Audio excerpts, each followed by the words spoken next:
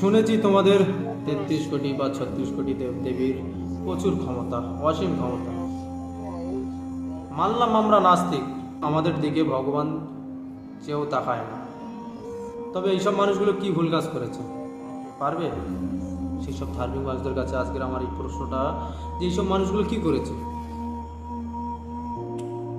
মানুষ বলে আগের জন্মের পাবে, তবে তোমাদেরকে একটা কথা মনে করিয়ে দেই, আগের জন্মের পাবে এই জন্মে কেন ভোগ করবে?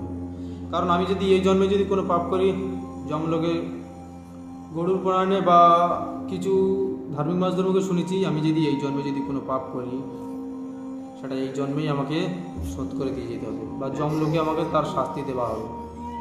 আচ্ছা, আমার যদি একবার শাস্তি হয়ে যায়, তবে সেই পাপের ভাগী কেন আমি আগের জন্মে থাকবো? বলতে পারো? আমাদের 33 কোটি বা 36 কোটি দেবদেবীর ক্ষমতা প্রচুর, তবে এইসব সময় কোথায় যায়?